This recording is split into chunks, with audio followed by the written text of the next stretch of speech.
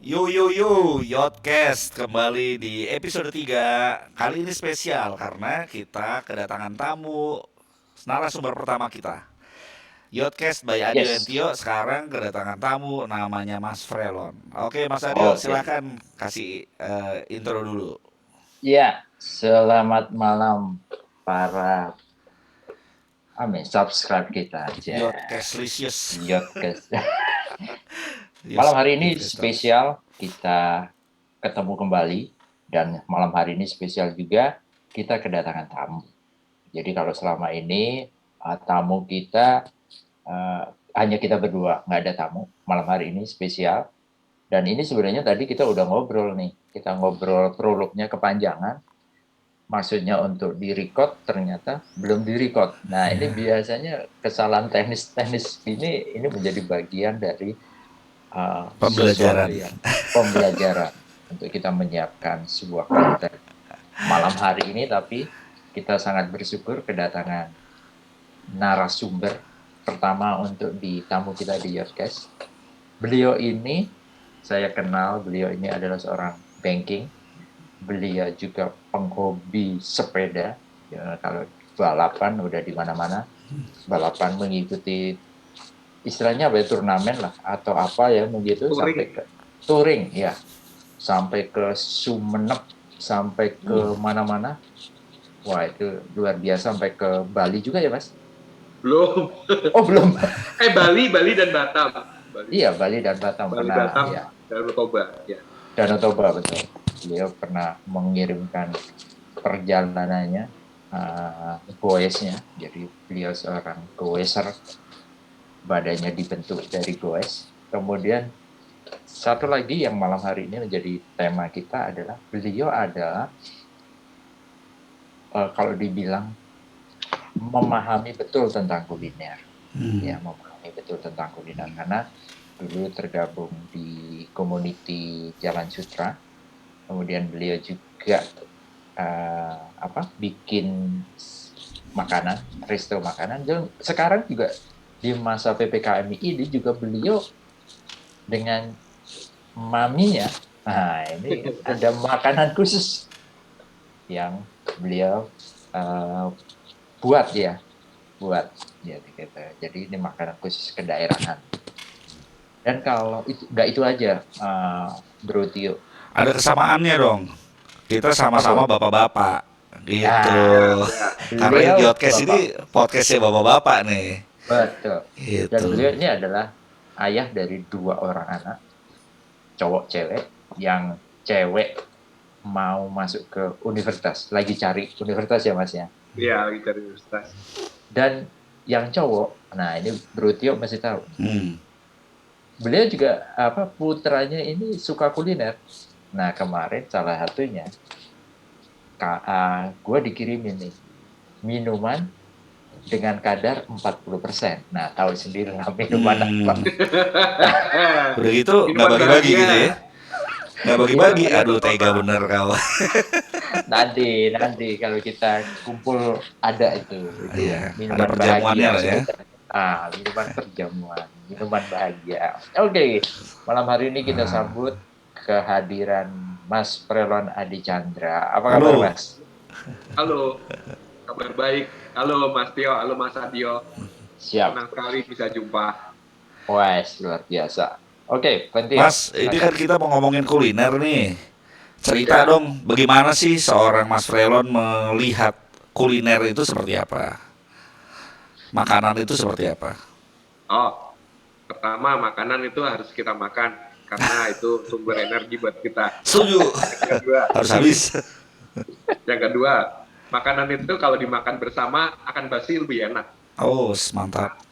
Kadang ada istilah kalau makan jadi enak sama siapa dulu, ya. Sama siapa Mas?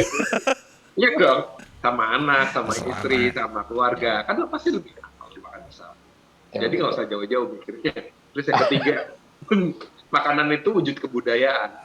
Jadi kita mengapresiasi dan melestarikan budaya, salah satunya lewat kita makan. Nah, seringkali makanan itu punah karena kita tidak lagi makan. Jadi makanan itu lambat laun punah karena nggak ada yang beli. Jadinya sekarang kita budaya makan ke sini, kita makan ke siap saji, dia kepikirannya adalah yang makanan susah-susah nggak kita beli lagi, itu nanti mereka punah. Dan ini salah satu usaha kita untuk melestarikan makanan supaya kita tetap melestarikan budaya juga. Jadi ada ya makanan punah ya? Saya kirain cuma binatang buas atau binatang liar aja yang punah. Ada yang punah. Oh, oke. Dan satu lagi Mas ya, makanan itu juga ada aturannya ya. Makanya kita mengenal istilahnya table manner ya Mas. Jadi mungkin itu hal-hal yang ya kalau makanan bisa punah, tetapi makanan itu juga ada aturan makanan. Ya, barangkali itu ya yang saya tahu kenapa mesti harus ada itu. Gitu. Nah, kalau saya ngelihat makanan ya menarik nih karena Ya. saya seorang Kristen begitu ya. Mas Agio, Mas Relon juga seorang Kristen. Makan itu adalah alkitabiah. Ya. Bener gak sih? Ya. Tuhan Yesus perjamuan gitu kan. Terus dia memecah roti. Ya kalau ada nasi kali dia nyepelin nasi tuh ke murid-muridnya gitu kan, atau nyendokin nasi gitu ya. Ya kira-kira begitulah. Ya. Nah, gimana tuh Mas? Ya, makanan itu saya nggak ngomong makanannya ya, tapi bahwa kayak tadi Mas Tio nyinggung-nyinggung itu Tuhan kita kasih makan juga lewat ini kan, lewat makanan kan, 5 roti dan 2 ikan, dan itu salah satu wujud mukjizatnya dia. Ini juga kasih kita bahwa ada ayat juga tuh katanya bilangnya harus minum anggur sedikit supaya pencernaan lancar. Kita tak cuma orang itu aja kan yang bisa begitu. Karena mukjizat pertamanya ngerubah air jadi anggur. Nggak ada tuh ngerubah air jadi Coca-Cola, nggak ada. Tapi anggur itu, anggur itu budayanya orang sana, orang suku Aram dulu kan, yang akhirnya dilestarikan sampai sekarang dan kita bisa nikmatin salah satu alat pesta untuk anggur itu yang pesta. Nah, budaya ini kita bisa mengetahui budayanya, adat istiadatnya dengan makanan. Dari mereka cara dia mengolah, cara dia mempreserve, cara dia menata makanan, karena makanan itu nggak cuma bentuk makanannya, tapi prosesnya kita bisa mengerti, nuansanya kita bisa dapat, hingga akhirnya kita bisa mencecap, oh ternyata budayanya begini. Cara makannya juga dari situ ketahuan. Termasuk bahan-bahannya ya Mas ya? Kenapa? Termasuk bahan-bahannya ya, kayak Termasuk misalnya sambal itu kalau ada rias ya, ini sambal Batak nih gitu. Iya. Ada istilahnya itu kok tiba-tiba lupa yang kecombrangnya itu kan mesti masakannya khas Indonesia nih, hanya ada Sumatera Utara, kalau nggak di Bali kecombrang itu gitu. Unsur-unsur itu. Minuman juga gitu ya, ada daerah-daerah yang khusus minumannya kayak tua, kayak apa? Hampir setiap daerah di Indonesia ada minuman bahagia. Jadi mereka salah satu minuman persahabatan. Kalau kita punya saudara gembira gitu ya? Iya, kayak saudara kita dari Batak, mereka kalau sudah deal-dealan pada waktu ngelamar, mereka terakhir juga harus minum. Menandakan mereka bersaudara. Dealnya udah bagus kan? Deal. Nah, kalau di China malah deal-dealannya kalau sudah deal, dia akan deal kalau dia harus minum teh. Juga teman-teman kita saudara dari Barat. Kenapa? Nggak cair suasananya. Jadi harus diluasin dulu dengan minuman bahagia. Nah, kalau di Batak udah bahagia dulu. Nah, dia ketemu baru minum. Kalau kita cukup teh manis, teh hangat, udah bahagia. Kopi itu Mas, kopi itu kan ngetren banget itu ya. Itu karena juga minuman bahagia juga kali ya. Betul. Kopi itu ini ada cerita seru tentang kopi. Cerita seru tentang kopi. Kopi itu begini. Kita penghasil kopi, tapi kita nggak bisa nikmatin kopi. Yang kita bisa nikmatin itu kelasnya, kelas yang rendah. Karena kelas 1 sampai kelas 5 itu grade-nya itu dibuang ke Jerman untuk dilelang hingga jadi kopi yang terbaik. Kita nggak bisa nikmatin. Tapi atas usahanya para pejuang-pejuang kopi mensuarakan bahwa kopi Indonesia orang Indonesia nikmatin dong. Itu akhirnya bisa dapat. Kita bisa dapat grade-grade yang baik, ya kita bisa nikmatin di sini. Nah, seringkali harga kopi kan ngelebihin harga bensin ya. Satu cangkir 30.000. Sedangkan satu liter bensin paling mahal kan cuma 12.000 pertama Dex. Ini kita satu cangkir nggak sampai 200 mili itu 30.000. Ya, 30 ya. Artinya kalau seliternya kali 5, 150.000. Wah. Iya. Nah, seliternya biasanya campur susu. Nah, Kita bayar susunya, gitu. oke, Ya, jadi ya. makanan dan minuman kuliner adalah produk budaya ya. Itu wujud budaya, ya. Oke. Wujud budaya. Nah, kemarin ini kan ada berita viral tuh, Mas. Jadi ada Ya. seseorang yang dia memvideokan begitu ya. Nih saya makan udah setengah porsi. Ya. Udah gitu baru tahu bahwa itu adalah makanan haram gitu. Ya.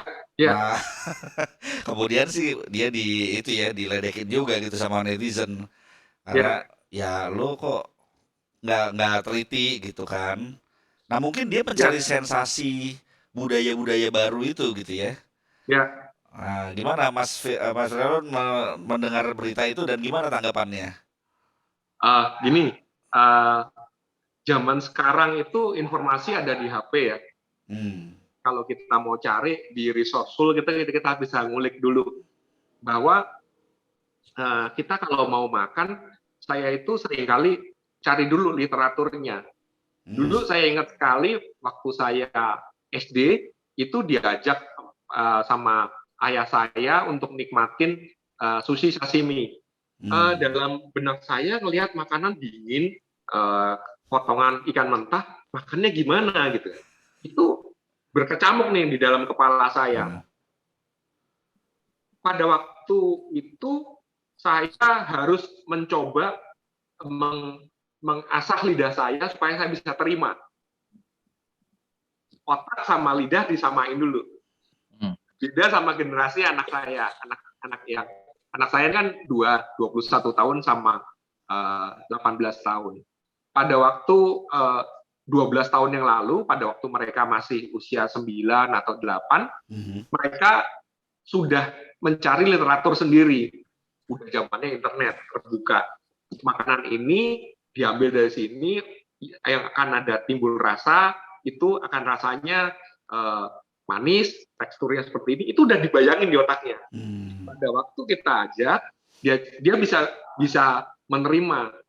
Nah, kemampuan kita membaca literasi, kemampuan kita untuk menggali info itu memang dari kitanya.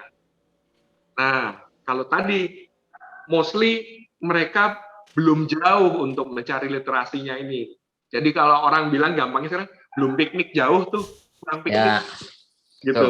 Jadi bahwa kan sekarang segala macam kata, segala macam itu ada di Wikipedia, bisa mau cari yang arti kata yang benar atau arti kata yang sampai yang slang juga ada gitu. Nah sekarang kita berani nggak meluangkan waktu sedikit untuk kita cari ini karena kita bukan investigasi ya, tapi kita lebih ke arah resourceful ya, lebih ke arah kita memperkaya otak kita supaya otak ini mengirimkan sinyal-sinyal ke indera-indera perasa kita kan, supaya membayangin bakal rasanya gimana. Kayak misalnya kopi bapak-bapak dulu kan rasanya pahit, gosong dan sebagainya. Wah nih kopi bapakku nih kayak gini gitu ya. Terus kalau habis minum kopi kadang-kadang ada bekas itunya serbuknya nempel di bibir. Padahal itu ternyata penyajian kopi yang salah kan. Karena ada kopi di bibir, airnya berarti kurang panas, jadi dia ngapung. Kalau airnya panas sekali dia akan kerendam. Salah menurut orang yang lain. Menurut si bapak itu ya emang begini dari saya kecil. Kita belum kenal budaya kopi, karena kopi itu nggak ada di budaya Indonesia. Oh gitu ya? Iya.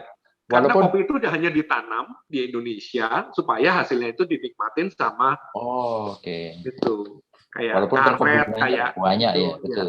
Jadi pada waktu kultur style tahun-tahun 18 sekian itu kita jadi buat tanam aja. Hmm. Yang lucu lagi, saya jadi ceritanya kemana-mana nih. Kita sebagai negara yang penghasil rempah, yang akhirnya menjadi incaran dari negara-negara Eropa, makanan kita nggak ada yang basisnya rempah. Oh, Lately maksudnya? aja. Ya, Bukannya kayak soto kayak Betawi itu baru pakai misalnya rempah. kayak pesmol gitu kan, wah itu kayak rempah misalnya kayak gitu. Ya, tapi itu baru. Oh Yang baru ya? misalnya pakai cengkeh, pakai rempah-rempah dari daerah timur, dari Ambon, dari ini nggak ada. Bahkan di daerahnya sana tuh makanannya nggak ada yang berempah. Apa Rempah itu maksudnya? dipakai buat obat. Maksudnya kalau misalnya kita tidak memakai rempah sebelum sebelum seperti sekarang ini, makanan zaman dulu tuh kayak gimana, Mas? Nah, budaya zaman dulu, ya yang ada aja dinikmatin. Kita ini bisa mencapai cita rasa, harus pakai garam, harus pakai gula, harus pakai ini, ya karena akulturasi budayanya masuk. Either itu dari Arab, dari Cina, dari bangsa-bangsa Eropa, itu memperkenalkan kita cara pengolahan makan, cara makan, dan juga jenis-jenis makanan. Itu kita berbahagia sekali karena kita bisa akulturasi. Salah satu kota yang akulturasinya bagus itu di Jawa Tengah, Semarang. Ada makanan, itu makanan Semarang itu keren deh, keren. Akulturasi Arab, dia bawa jinten untuk mengolah makanannya hingga akhirnya jadi opor. Nah, opor itu diterima sekali oleh orang-orang Tionghoa. Dia olah lagi opornya menjadi lontong cap gomeh pada waktu perayaan. Artinya dia digunakan untuk merayakan sesuatu yang sakral. Opor dipakai untuk hari raya. Ini juga hari tahun barunya. Ini akulturasinya lengkap banget. Makanya kalau sampai dengan sekarang di Semarang itu yang namanya kerusuhan rasialis nggak pernah ada. Satu kota di Indonesia, di Jawa Tengah, yang kerusuhan rasialisnya itu di Semarang nggak ada. Walau spek-spek kecil ada, tapi yang besar kayak tahun 98 di Solo itu besar, tapi di Semarang nggak kerembet. Lebih santai ya Akulturasi budaya orangnya. wujudnya makanan, yes. Nah ini Mas, aku mau tanya nih. Aku mau tanya nih, kalau misalnya kita ngomong zaman dulu, terus ada perubahan ini itu, kan kita ngomong sebetulnya kan lebih ke ilmunya arkeologi begitu ya. Nah kalau mencari kitab suci kan tentu ada catatan dari sini, catatan dari situ. Kalau makanan ada catatannya nggak Mas? Nah, ini waktu itu Tempo ngeluarin buku tentang kuliner Indonesia. Itu kalau nggak salah di tahun 2017, 2016 ke 17 kalau nggak salah. Itu makanan dari Sabang hingga Merauke. Jadi ada makanan-makanan unggulannya. Jadi makanan-makanan ini menunjukkan juga tingkat peradaban. Tadinya ada yang makan cuma di daun, sehingga makan di atas porselen, di atas piring maksudnya. Nah, piring itu yang bawa siapa? Yang bawa tentunya saudagar-saudagar Cina, karena teknologi bikin porselen itu asalnya dari sana.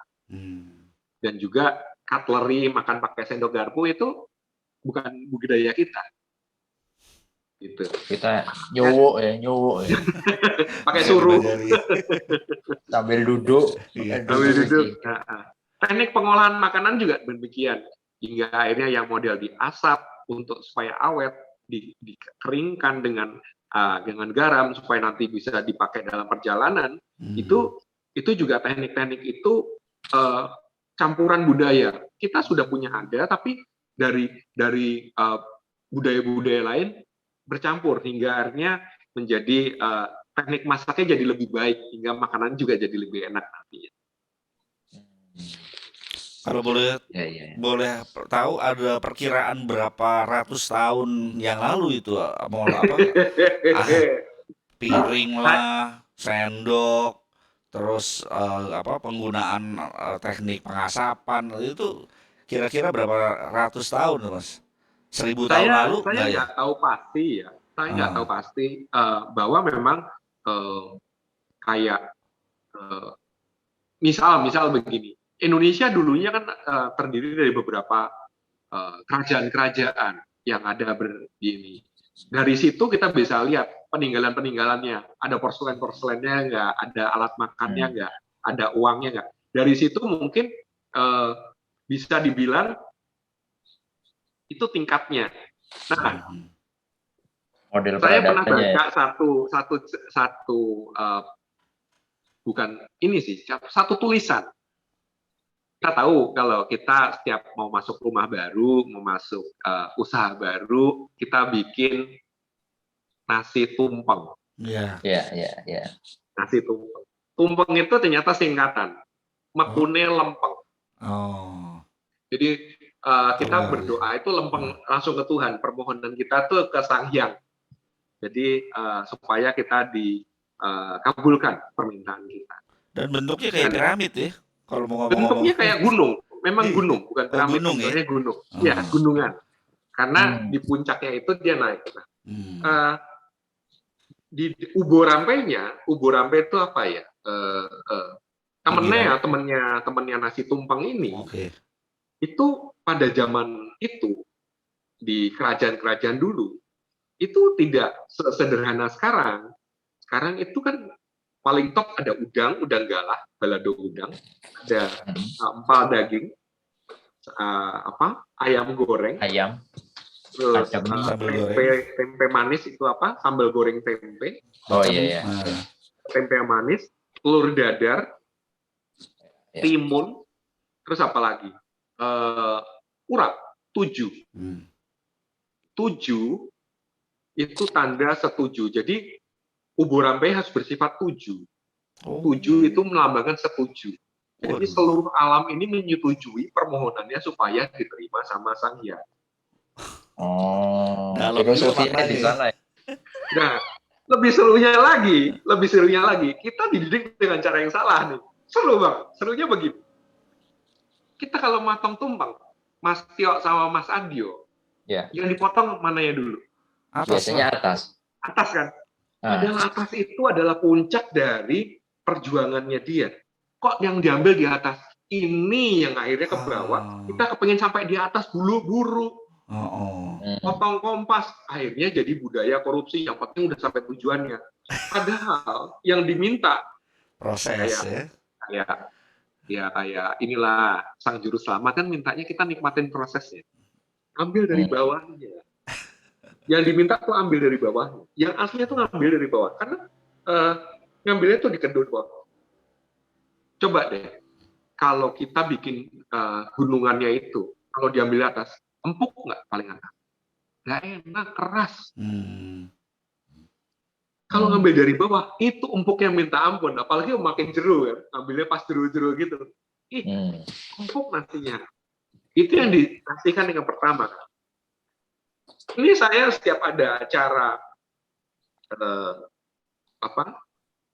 potong tumpeng atau apa, itu saya selalu ngomong bahwa saya mau bilang ini yang benernya begini loh, ngambilnya dari bawah jangan ambil dari atas. Padahal atas itu adalah kan ditutupin pakai cungkup kan, terus dikasih daun api. Ya kayak gitu tutupin kayak daun pisang dibentuk itu. Terus ada itunya, ada Mas, tapi kalau ngambil dari bawah kan atasnya terjatuh, Mas. Nah, masa kalau ngambil hasil bumi tambang dari atas kan nggak dari bawah ini gunungnya. Tapi menarik juga tadi penjelasannya Mas Renan. Saya ingat juga bahwa kalau tadi Bro Tio kan nanyain berapa panjang perjalanan sebuah perkembangan makanan di Indonesia itu. Saya ingat dulu itu gue tuh kalau goreng makanan, ingat nyokap gue itu goreng makanan, itu gorengnya itu pakai minyak kelapa. Minyak kelentik, iya. Dan minyak kelentik itu pun dibikin sendiri. Zaman dulu itu nggak ada namanya kayak sekarang udah itu. Dulu itu bikin. minyak gorengnya itu benar dibikin. Dan Ya, resikonya waktu itu kalau udah terlalu lama tengi, kan ada istilahnya betul, tengi, betul. Langu. Ya. langu. Dan itu perjalanannya saya ingat betul, nggak semodern sekarang. Ternyata itu terjadi. Tidak sepraktis. Nggak sepraktis sekarang. Dan Yes. mungkin bahannya juga beda, Mas.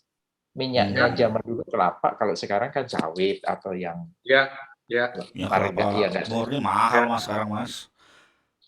Ya. Nggak, artinya kenapa nggak tradisi itu, artinya ini kan kita bicara tentang perkembangan kuliner di Indonesia. Artinya dulu yang Ya. hanya daun, mungkin daun jati itu juga bisa dibuat makan Ya. kalau di daerah.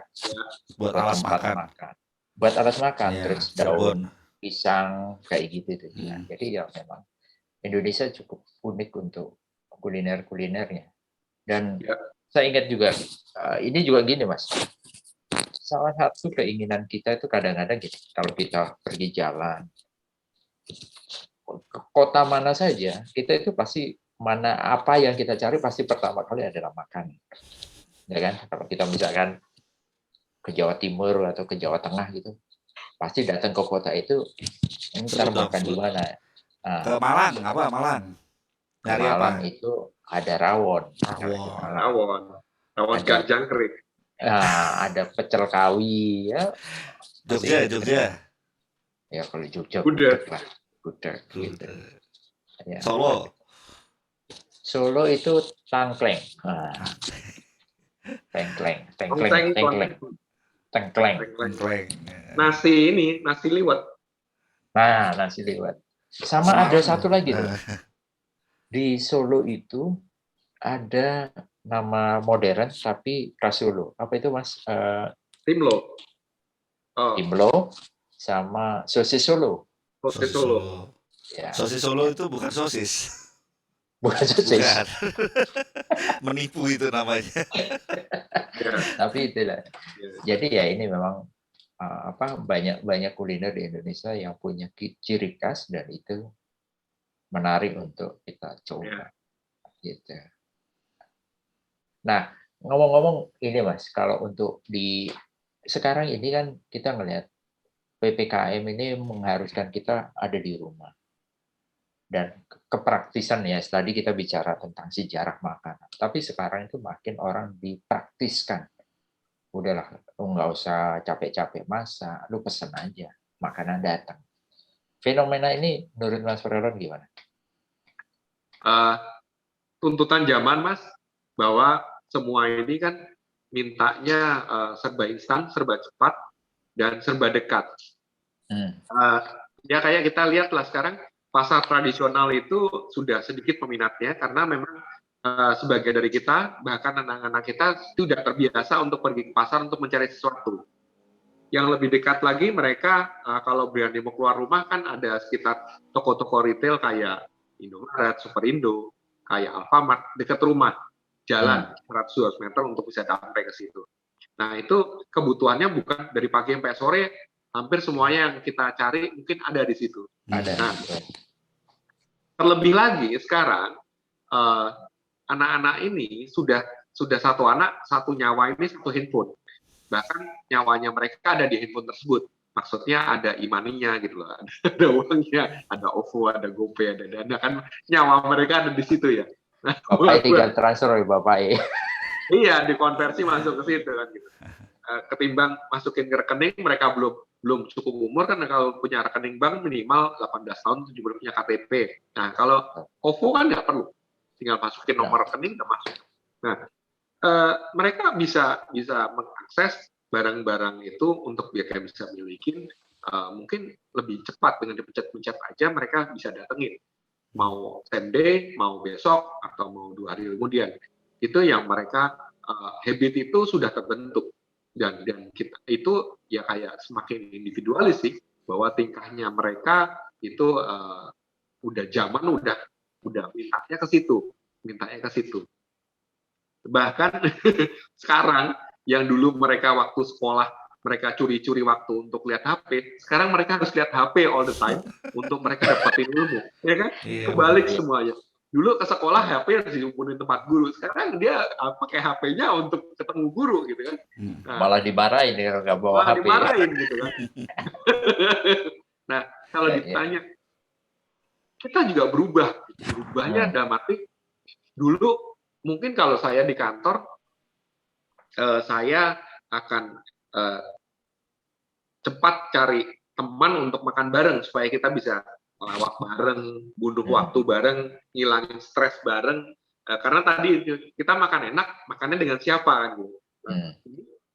Kalau makan dengan rekan-rekan sejawat tentunya waktunya mungkin nggak jadi sebentar, mau 15 menit jadi 1 jam. 15 menit jalan ke sana, 30 menit makan dan ngobrol, 15 menit balik. Jadi memang waktu istirahatnya 1 jam. Tapi kalau ngobrolnya keenakan bisa baliknya jam 2. Makannya bisa 1,5 jam. Nah, ini nggak akan ada lagi di masa setelah tahun lalu ya, setelah ada COVID yang kita harus 1,5 tahun lah ya. Dan sebagainya. Tambah tajam lagi kepada masa PPKM ini, pembatasan pergerakan masyarakat ya. Pembatasan kegiatan pembatasan kegiatan masyarakat. Ini nggak cuma mungkin kayak saya yang harus wujud datang ke kantor, yang duduk di office. Nah, bagi orang yang mobile juga kayaknya banyak dampaknya. Mereka nggak bisa datang makan warung yang mereka sukai, yang idolanya bukan cuma makanannya tapi mbak-mbaknya yang lebih itu kan sesuatu yang memanjakan mata, membuat hati jadi gembira, jadi makannya jadi nikmat. Nah, nggak akan ada lagi. Kita sudah terbiasa makan siang di luar dengan para kolega kita, para teman kita, para rekan bisnis kita di luar. Sekarang nggak akan ada lagi kita makan di rumah. Makan di rumah bahkan kalau acara kantor, makanan dari kantor dikirimin, kita makan sambil meeting, lihatin. Tuh makannya tadi ini sama ya, kita makan ini gitu kan. Itu salah satu wujud ya ibaratnya kalau ini kan ibaratnya kalau istilahnya kayak gitu kayak dipaksain ya. Sesuatu yang dipaksain, kita new normal nih segala macam. Ibaratnya kayak orang onani lah ya. Nikmatnya makan bareng, tapi sekarang bareng-barengnya lewat jarak jauh. Ini lihat video gitu. Lewat apa? Visual gini. Tidak ketemu muka, tidak offline, tapi online. Artinya kenikmatan yang tidak nggak hakiki lah ya, nggak hakiki lagi gitu. Ya kan? Hangatnya itu saya harus ngomong lewat lensa, walaupun dapat sekian second udah sampai, tapi ini kan sesuatu yang nggak bisa didapat. Tapi di sisi lain, kita jadi lebih dekat dengan keluarga. Yang mana yang selalu kita tinggal sehari lebih dari 12 jam, kita ada 24 jam dengan mereka. Kapokmu kapan? Kan gitu. Ya. Iya kan? Nah, tadi Mas Andi tanya PPKM, yang kita nggak biasa, yang kita jadi nggak biasa adalah kita harus makanan rumah terus dari pagi, siang dan sore. Ya. Kita makan di luar dengan keluarga kita kapan sih? Weekend, Sabtu Minggu di luar. Pulang gereja baru makan. Sebelum gereja colong-colong cari bubur ayam makan. Di gereja siapa tahu ada makanan kita makan di gereja ya. Tapi kalau pulang gereja pasti makan. Ini siklusnya hidup kita normalnya kan begitu. Senin sampai Jumat kita makan siang di luar, makan pagi seadanya di rumah, makan malam kalau nggak lembur makan di rumah. Dibalik sekarang dideketin sama keluarga nggak bisa makan di luar. Menunya sama. Tapi gini menunya sama. Gue melihat dari sisi ibu-ibunya. Mungkin yang tadinya masak 2 hari sekali. Suaranya kenceng. Gue ngelihat dari sisi ibu-ibunya nih. Mungkin yang tadinya masaknya 2 hari sekali, jadi harus tiap hari atau bahkan 2 kali dalam sehari. Mungkin mereka juga, gue masak apa lagi ya? Nah, jadi sebagai bapak-bapak tadi balik tuh ke makan apa ya jangan terserah gitu ya. Iya, ke ceritanya Mas Andio bahwa ibunya ini ibunya ini menciptakan sesuatu supaya karena ketidaksediaan yang praktis untuk mencari minyak bimoli waktu itu belum dibikin kali ya. Ya, Bimoli kan singkatan dari Bitung Manado Oil. Jadi bimoli. Ya. Jadi sebut merek terus ya di sini ya. Sorry ya. Nggak apa-apa biar di endorse, Mas.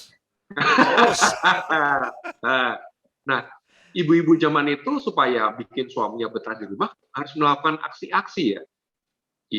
Coba supaya makanannya jadi enak, remes resep yang baru, menciptakan anaknya jadi lebih bersih, maksudnya didandanin, rambutnya dirapiin, dibikinin baju.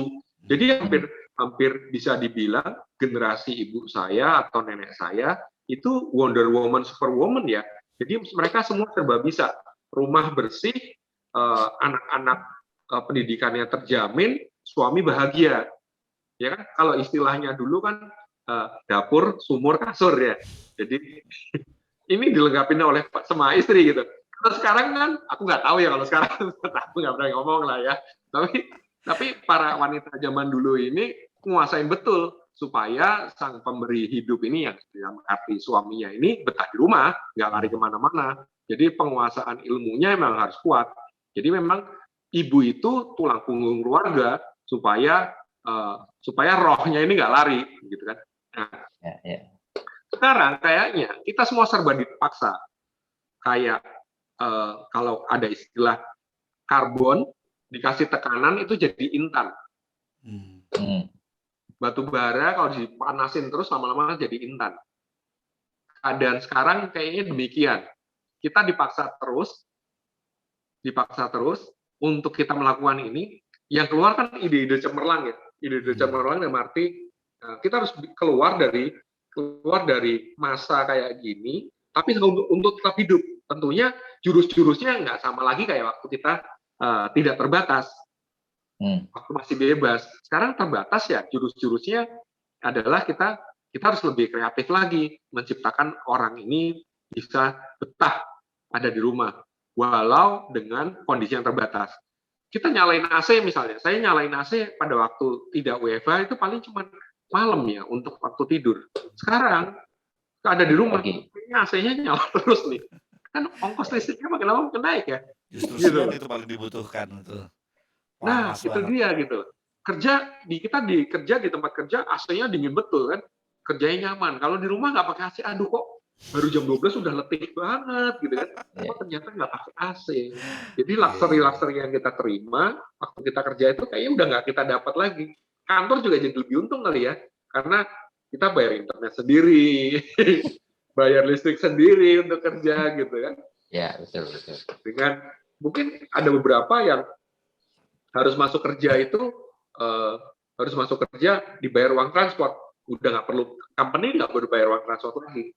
Tapi company juga punya dilema lain bahwa mereka tidak jadi kompetitif juga kan, karena mungkin ya kayak sekarang lah, situasi sekarang nggak semua usaha bisa maju gitu. Nah, tadi balik lagi ke PPKM, apakah kita makan PPKM jadi lebih ada opportunity di sini? Opportunity-nya usaha-usaha yang kita kayak begini serba online, kita juga bisa memasarkan ide yang menjadi makanan kesukaan kita yang bisa kita buat, bisa kita jual. Nggak cuma makanan sih, yang lain juga bisa, kayak hasil bikin prakaryanya untuk kita jual, dagang mainan, dagang segala macam. Ya nggak perlu kita bisa menciptakan marketplace sendiri di rumah kita, gitu. Nah, kayak makanan nih, tadi Mas Adi bilang, makan bosen aku, harus pinter-pinter mensiasatinya. Seberapa tebal kita punya GoPay atau OVO itu kan akan menentukan makanannya jenisnya kan. Mau pagi, siang, sore pakai GoPay juga nggak apa-apa gitu kan. Tapi kan tergantung tebalnya gitu. Kita mau makan apa? Ini harus pinter nih. Diskonan juga nih. Kan harus pinter, bapak ibunya harus pinter untuk mensiasati bisa jalan terus. Ya. Nah, impact satunya lagi adalah kalau dari makan kita beli makanan online, kita minta makan adalah sampah plastiknya. sampah plastik sekarang kita bilang harus go green, harus jaga lingkungan. Plastik emang bisa didaur ulang. Iya. Nah, sekarang kan jualannya, kita pakai plastik yang dari daun singkong, harganya lebih mahal sedikit, kena duit lagi, Ya. Kena duit lagi gitu. Tapi Bayi- ini menarik juga ya apa yang diceritain Mas Frelon. Mas Frelon juga membuktikan di masa PPKM ini ada satu produk. Jadi Bro Tio mesti tahu nih bahwa Mas Frelon sama maminya itu ada produk yang dibuat, saya nggak tahu apakah tiap hari Sabtu atau hanya waktu-waktu tertentu. Beliau ini bikin kuliner dari daerah asal orang tua, yaitu iwak kutuk ya Mas ya. Iya, ikan gabus. Nah, ikan gabus kalian namanya kita ya itu unik ya, artinya makanan khusus daerah, dan itu juga ramuannya khusus dari daerah itu. Saya nggak tahu apakah dengan gara-gara PPKM ini bikin kayak gitu Mas. Nah, Mas Adio, makasih ya dikasih kesempatan untuk mengendorse waktu saya cerita nih. Saya pakai kaosnya nih, tulisannya penghidang semur iwak kutuk. Iwak kutuk itu dari daerah mana, Mas? Iwak kutuk itu nama lain dari ikan gabus, atau dibilang snake fish kalau istilah ini. Ya kayak lele kan itu ya. Lele tapi nggak ada ininya, nggak ada patilnya. Nah, rasanya kayak lele, tapi sebenarnya ikan gabus ini ikan predator. Ikan predator yang hanya hidup di air tawar. Jadi dia kalau airnya yang tercemar dia pasti mati. Jadi hidupnya hanya di rawa. Most likely dia tidak bisa dibudidayakan. Dia ini hidupnya liar. Banyak ada di daerah Tangerang, banyak. Bahkan kita dapetinnya itu dulu saya nyarinya sampai ke pasar Majestic untuk dapetin yang seger gitu. Nah, pada waktu mulai PSBB tahun lalu, mulai di bulan Maret itu mungkin waktu luangnya jadi berlimpah nih. Nah, pada waktu-waktu luang itu hingga akhirnya banyak cita-cita yang lama itu yang tadinya sudah mulai tertutup, tiba-tiba kebuka lagi gitu kan. Dan itu jadinya bisa dijalanin.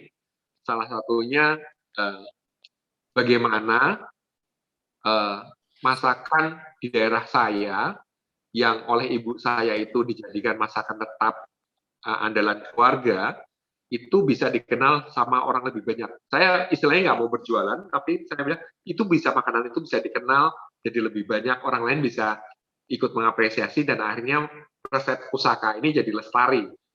Nah, semur ini adalah sebenarnya masakan orang di kampung saya, hanya ada di kecamatan di rumah nenek kakek saya ini, itu sebagai sarapan mereka, para karyawan, para pekerja yang mau ke Kudus. Jadi antara Kudus dan kampung saya itu jaraknya 8 kilo.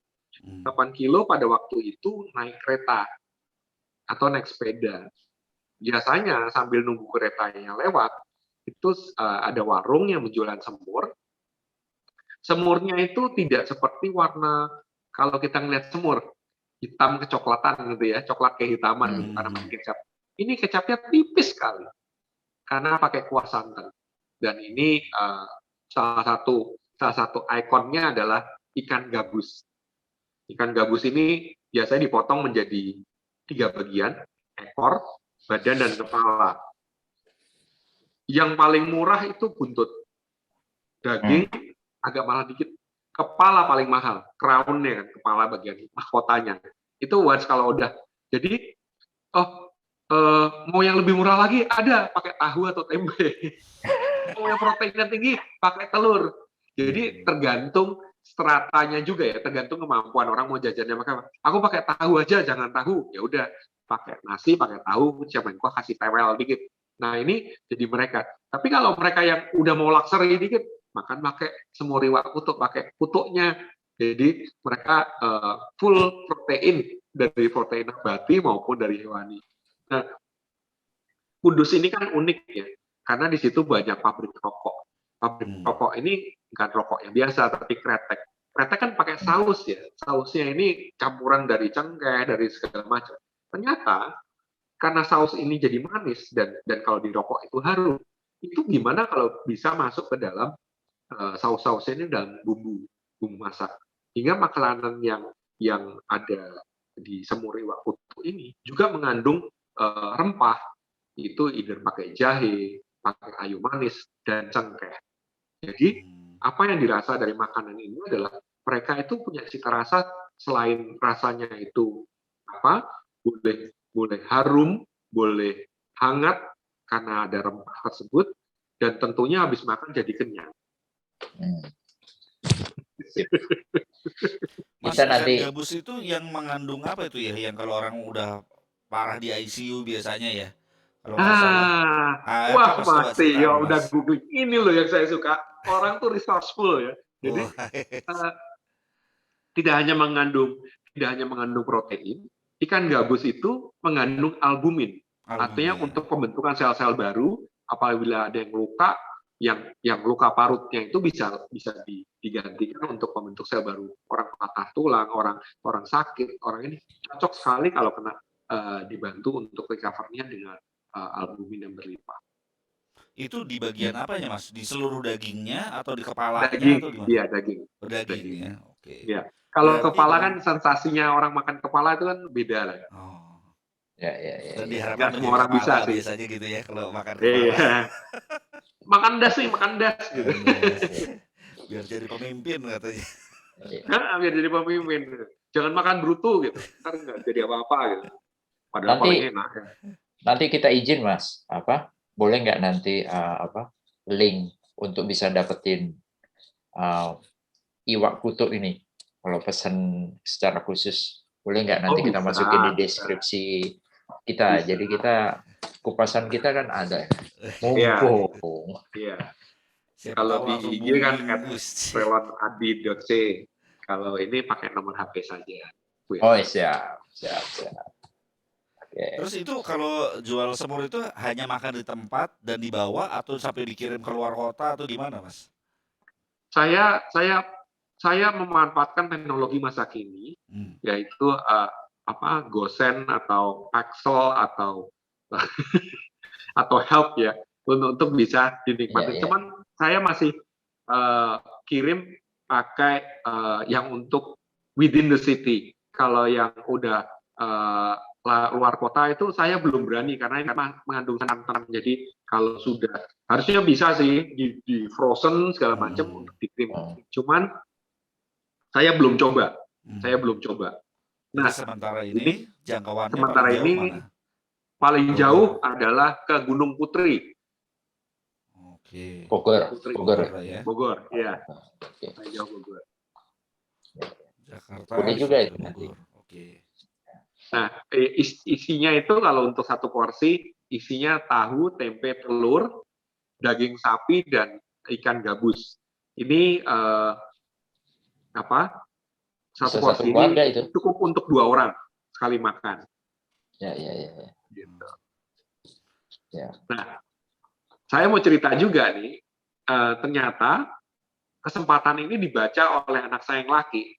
Anak saya yang laki ini malah dia lebih bagi saya dia lebih improve daripada saya. Selain dia bikin makanan yang matang, dia juga bikin makanan frozen. Nah, saya tahu dia suka makan, lidahnya juga sudah terlatih, jadi dia sering survei ke beberapa kedai bakmi, dan akhirnya dia bilang, saya mau mie yang ini, mau minyak yang dari sini, rasanya bisa ini, terus kuahnya mau yang dari kedai ini. Jadi ada 3 macam kedai yang dia ramu hingga akhirnya menjadi punya dia. Jadi kan ibaratnya amati, tiru, dan modifikasi. Modifikasi. Nah, itu dipakai sama dia. Ini generasi sekarang, ini generasi Z ya. Ini kayaknya ini banget sih, tangguh banget. Tangguh dalam arti membaca kesempatan ini cepat. Jadi kalau orang tuanya masih belum berani untuk frozen, dia udah bikin frozen. Eksplorasi anak-anak muda itu cukup berani. Cukup berani, ya.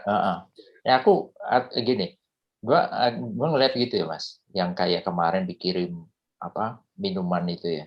Ya, Basis materinya itu kan hanya dari vodka kalau ya, aslinya kan dari ya, vodka. ya, Tetapi keberanian anak-anak muda ini untuk mengkombinasikan rasa ya. itu jadi sesuatu yang lain ya. Kalau kita kan biasanya yang minum vodka ya vodka doang, warna Cranberry juice bening. ya nggak? Nah, Coca-Cola orange juice gitu kan? Iya, tapi ini kombinasinya bikin wah boleh juga. Jadi Oh, itu kita punya campuran ya. sensasi. Jadi model kayak koktail tapi dikemas secara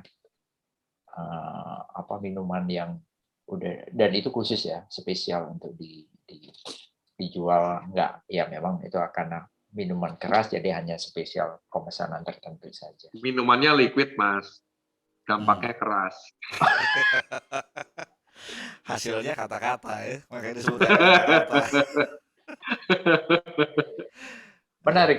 Malam hari ini kita cukup menarik juga, mengetahui banyak hal, ya menambah ilmu juga ini, Bung Tio. Jadi ya cukup berapa menit ini kita ngobrol ini udah. Baru 50 menit. Gue mau Iya, nanya nih, gue iya. punya teori Wis, tentang kuliner. ini ya teori ini. Gini Mas Relon, menurut aku tuh, Volumenya gedein dikit tuh. aduh suaranya gede kecil ya. Sorry. Iya, Nah gini, iya. menurut gue ini gue teori gue mengenai kuliner ya. Kalau orang tuh terbagi dalam beberapa fase usia. Kalau dia waktu masih kecil, dia makan yang enak-enak. Kalau bisa jangan sayur gitu. Pada waktu dia muda, dia udah ngekos, dia nggak punya duit. Yang penting murah, banyak. Dan kalau bisa terasa banyak micin nggak apa-apa deh. Badannya masih kuat gitu kan. Nah begitu dewasa, dia udah kerja, udah punya uang, jatuh lagi mic gue. Nah begitu dia udah kerja, punya uang, dicari bukan jumlahnya banyak, jumlahnya kecil nggak apa-apa deh. Toh gue juga udah berisi gitu kan. Tapi yang penting enak, yang penting bersih, yang penting tempatnya oke, bisa foto-foto segala macam, kemasannya bagus gitu ya. Nah, kalau udah tua lagi, mikirin kesehatan tuh, banyak pantangan-pantangan kan, biasanya kalau orang udah tua gitu kan. Nah, dia milihnya yang bersih, yang sehat, yang nggak Ketaker. berasa nggak apa-apa deh gitu. Ya. Nah, gimana tuh, Mas Relon, setuju nggak dengan teori gue?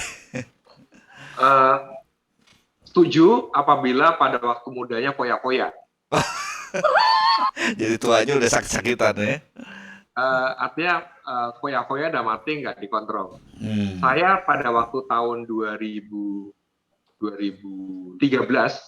saya pernah kedatangan tamu, itu wartawan, dahulu dia korespondensi wartawan South China Post. Itu di tahun-tahun dia meliput KAA. Jadi tahun 2014 usianya sudah hampir 90 tahun. 90 tahun. Waktu itu kita sambut dia lagi datang ke Indonesia, dia termasuk kawan dekat dari almarhum Pak Bondan. Dia datang ke Indonesia dan kita patungan untuk dia makan. Jadi kita namanya istilahnya sambut sutra. Usia 90, saya waktu itu masih usia hampir 40 awal ya. Dan ini restorannya di daerah Batu Tulis. Dan restorannya di lantai 2. Itu naik tangganya kita kalah cepat. Makan hampir 90. Badannya nggak terlalu besar, tapi badannya bukan gempal, tapi liat. Giginya utuh, matanya jelas, pendengarannya nggak ada budek. 90 ya. Oh, karena dia tinggal di Amerika sih, udaranya bersih, dia tinggal di Austin. Udah bersih. Saya cuma tanya, opa, kamu samcan kamu makan, ini kamu makan. Dia bilang, saya makan apa aja, nggak ada pantangan. Minum juga bir, nggak ada pantangan. Tapi makannya in a moderate way. Nggak semuanya dalam waktu yang banyak, tapi semua dimakan. Tahu takarannya, itu dimakan. Ya, kita juga. Moderate way itu bagaimana tuh? Konkretnya bagaimana, Mas? Kalau makan babi, ya misalnya kalau ada 2 potong samcan, ambil setengahnya aja lah, jangan satu. Kasih orang lain supaya bagi sama-sama. Ikan ya udah, nggak semua. Kita kan kadang-kadang kita pengen manjain kan lidah kita kan. Enak nih tambah lagi. Enak nih tambah lagi. Padahal masih banyak makanan di atas meja yang harus kita habiskan juga. Gitu. Ada tunjang nih kalau kita lagi di restoran Padang. Ada tunjang, ada paru, ada otak. Ini kalau sebenarnya kita bisa makan. Kalau ini dibagi 4 buat orang itu ngambil tunjang nih, jangan satu tunjang satu buat gua gitu kan. Karena kita cuma tunjang tok gitu. Ada otak nih, sikat. Ada otak, iya benar. Saya pernah makan otak, saya hindarin. Bos saya orang Singapura bilang, kamu harus makan otak supaya transfer neuronnya itu bergerakan neuron di otak, saraf-sarafnya jadi bagus. Karena protein itu sebagai landasannya otot bekerja kan, saraf-saraf bekerja itu di atas protein. Jadi kayak dikasih ini aja supaya bisa melayang informasinya saraf-sarafnya. Seringkali karena kita sudah terlalu banyak numpuk di sisi yang lain, kita jadi nggak boleh kan. Gitu. Tapi makan itu bener lagi itu asal jangan kebanyakan. Seringkali kita stylenya style kendul, gaspol remblong kan, jadinya kita gue diajarinnya kalau makan harus habis. Iya, betul. Mas, warung makan harus habis dengan siapa mas? Gitu. Tapi kan sekarang bisa take away.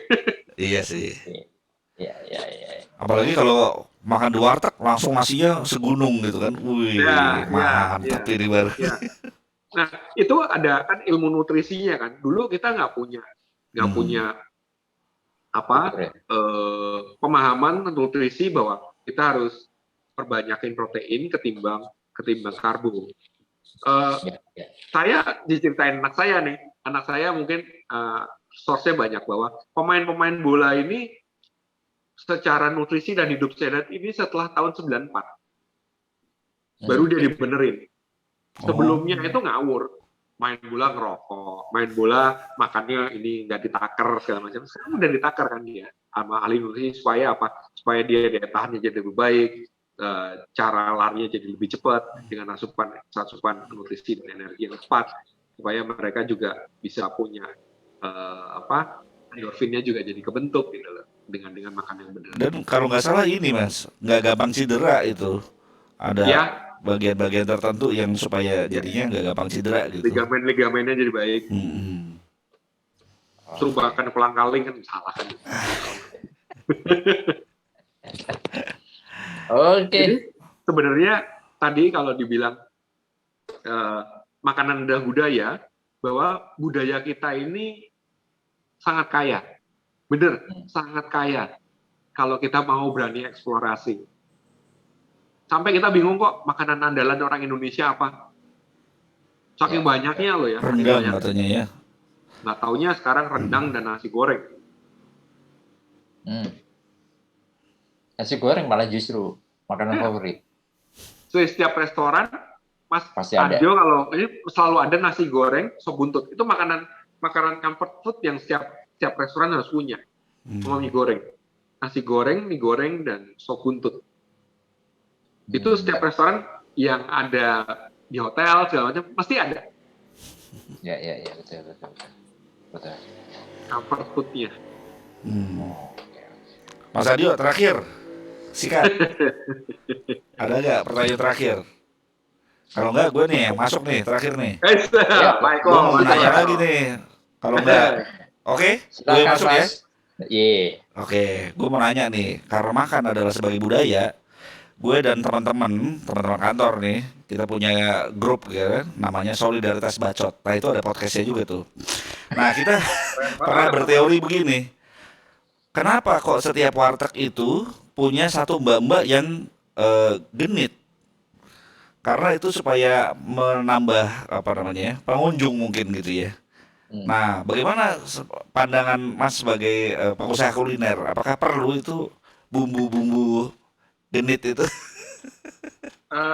Nggak cuma di kuliner, tapi di setiap udah usaha tentunya kita harus punya daya tarik. Oh gitu ya. Kalau dulu kita nonton pameran mobil Yes. di Gaikindo, yang kita lihat siapa? Iya. SPG. Bukan SPB kan, bukan Adik-adik mobilnya, Dimas. SPG-nya. Semakin Iya. mobilnya semakin makin mahal, cewek-ceweknya juga rambutnya makin nggak keruan kan. Ada yang ini kan, ada yang kalau kita masuk ke mobil, mungkin kita mulai dari mobil Cina, mobil Jepang, naik mobil Eropa, paling tinggi di Mercy itu cewek-cewek Roknya makin tinggi tuh. makin Harganya tinggi. harganya mobilnya makin tinggi, roknya makin keren, tinggi. makin naik, belahannya makin bagus, dandannya paling keren. Ah, Coba kalau kita ke tempat truk, dump truck, yang didatengin kan bukan masa cewek yang gemuk itu, enggak, cowok gitu, ngapain gitu kan. ceweknya keker. Ceweknya keker.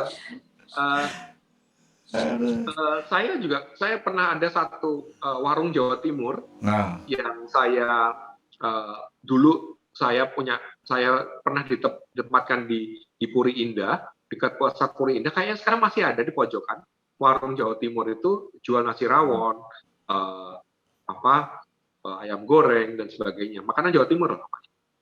Itu sebenarnya ada 3 mbak-mbak, semuanya menarik, tapi ada satu yang paling menarik. Dia itu tutur katanya halus, intonasinya bagus, dan juga posturnya bagus. Dan penguasaan menu itu salah satu yang bikin menarik. Contoh begini, Bapak, saya minta nasi rawon ya, pakai telur asinnya tambah ya Pak, pakai tempe ya. Iya, ya udah. Terus pakai es jeruk ya Pak. Malah dirinya ngedrive kita untuk pesan. Kita kan cuma menjadi objek yang berbahagia ya, objek penderita yang berbahagia. Oh iya. Iya kan, gue yang bayar kan kita. Tadi 15.000 jadi 30.000 total. Iya, betul. Itu kalau digital marketing namanya scale up. Scale up. Betul. Lah kalau di Singapore Airlines kan juga gitu, the Singaporean girls itu kan nggak ada yang lebih pendek daripada 160, karena dia ceweknya itu pramugarinya itu kalau jenjangnya ini sampai di 2, hampir 2, jadi dia bisa buka lagi kalau tangannya begini, dia harus buka lagi. Dia itu nggak pernah bilang enggak. Oh ya? Dia selalu bilang, let me check, I will have it for you. Kalau kita minta koran misalnya, kan kalau koran Singapura, New York, Straits Times gitu ya, can I have Straits Times gitu? Let me check, let me have it for you. Karena kalau duduk di kelas ekonomi kan belum tentu langsung dapat, tapi kalau kelas bisnis, kelas first class, kita bisa dapat langsung koran, datang langsung ambil koran gitu.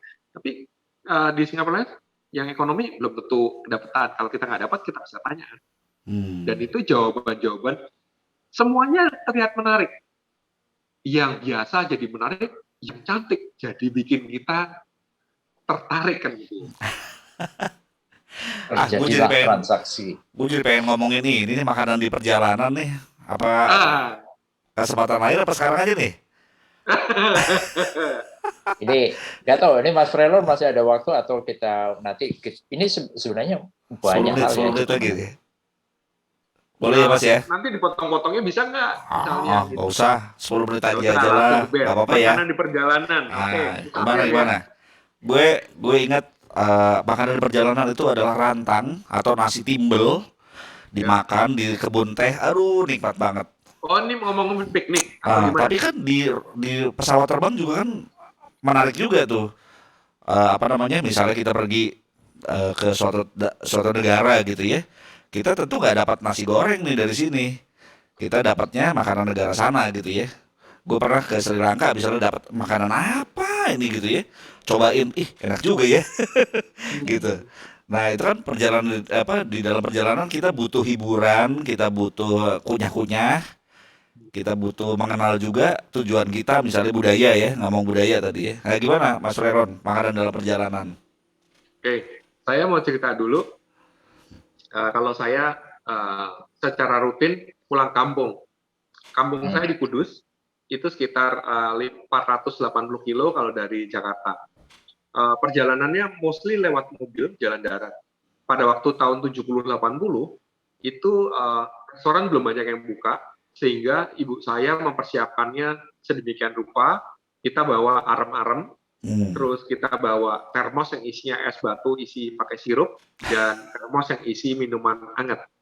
Itu supaya apa? Supaya bisa sampai di tujuan dengan cepat dan tidak mampir-mampir. Ya. Alasannya yang satu, dompetnya kurang tebal juga, jadi Mahal. kita nggak Iya, jajan bener-bener. restoran. Ya, dengan itu kita berhenti cuma beli bensin. Nah, arem-arem buatan sendiri tentunya itu juga sangat dirindukan. Kenapa arem-aremnya itu isinya ada daging, ada tahu, ada telur puyuh. Pada waktu itu 80-90 telur puyuh itu sesuatu yang luxury makan telur puyuh. Mewah. Nah, Betul. mewah. Jadi mobil itu penuh dengan amunisi makanan. Di depan itu jadi driver hanya pegang setir, bahkan navigator itu jadi multi role. Dia menyiapkan minuman, jadi barista. Barista. Dia bawa gelas, waktu itu belum ada gelas plastik, jadi belum ada aqua, coba pakai gelas beling. Itu kita harus menghidangkan sebagai pramugari juga ke driver dan penumpang di belakang. Most likely navigator menjadikan hal gitu. Nah, berjalan dengan ada ekonomi semakin mapan, tentunya ada hal yang luxury. Oh tadi sebelum itu perjalanan waktu itu sekitar 10-11 jam naik mobil karena trafficnya tidak ada jalan tol, dan itu jalan jadi satu dengan para truk dan pasar. Apabila nemu dengan lebaran mungkin bisa lebih panjang lagi, 16 jam bahkan sampai 24 jam kalau pasar tumpah. Nah, hal ini tentunya dengan semakin dengan ekonomi yang makin mapan, kita banyak literasi juga. Oh, makan di sini nih. Kalau kita sering kumpul sesama mudikers ya. Oh, makan di restoran ini nih enak, mampir. Tapi ya saya makan apa sih yang bisa bikin mampir? Biasanya itu kalau sampai di Tegal kita cari sate kambing muda. Sampai di Cirebon waktu itu belum kenal tuh nasi lengko, nasi campur yang ada di kota belum kenal. Cuman tahu ayam goreng yang kita makan di pinggir laut itu. Nah, itu lama-lama pengen explore lagi. Kayaknya di sana lebih enak deh di Pekalongan. Ada Gunami yang punya pecel udang. Ya. Makin kesini kan kita semakin banyak teman, tukar informasi. Akhirnya apa sih yang paling gampang diomongin? Makan enak di mana sih? Iya. Makan enak di mana? Kalau balik zaman dulu ya, makanya kita bisa tahu yang namanya onigiri. Onigiri kan itu bekal para musafir. Nanti kasih cuka supaya awet, makannya nanti di tengah. Onigiri itu kan arem-arem kayak bacang lah gitu ya. Iya, bacang juga sebagai makanan musafir supaya mereka bisa udap di tengah jalan, nggak perlu cari-cari gitu. Kayak gitu. Pasti cerita itu ya. makan perjalanan gitu. Tapi sekarang semua serba gampang. Mampir di warung yang ada jualan termosnya, pop mie. Saya waktu itu bersepeda di Toba. Di Toba muterin pulau Samosir itu hampir 104 kilo. Di 104 kilo itu yang saya temukan nggak sampai 1 kilo itu paling nggak ada satu gereja. Dan makam-makamnya itu mewah sekali makamnya. Saya cari warung babi, nyari babi panggang karo, cari di situ cari babi. Jarang. Yang saya lihat warung dan tumpukan pop mie. Aduh, saya tuh rasanya kepengin banget berhenti makan babi, tapi mau makan pop mie, ini kan Jakarta ada gitu loh. Susah nyari spesial lagi ya. Tempatnya itu malah jadi susah gitu. Ada orang mau yang praktis kan, mau yang hangat, gurih gitu, cepat. Padahal kalau cepat, gurih, enak tuh hasilnya apa ya? Nggak kekal hasilnya. Kalau makanannya prosesnya lama, harganya rada mahal, itu kekal karena diinget-inget terus. Aduh, aku habis begini ya makan. Terkesan ya, lebih terkesan. Berkesan ya. Nutrisinya juga baik gitu. Iya. Oke lah, kalau begitu kita akhiri dulu di sini dengan mengingat bahwa makanan itu adalah budaya yang harus dilestarikan. Jangan melestarikan pop mie. Kalau kita ke luar negeri ketemu pop mie, wah bangga kita. Tapi kalau kita ke daerah ketemu pop mie, Kayaknya mendingan masakan daerah Ada. sih. Iya. Ya. Oke, Oh, Mas oke. Relon, Daerah thank juga you. Mas kepingin kayak orang Relon. Jakarta. Gimana? Ya. Kan daerah juga kepingin kayak orang Jakarta. Oh Ada iya, posisi yang lambang kemajuan. iya benar sih, benar-benar. Iya, iya, iya.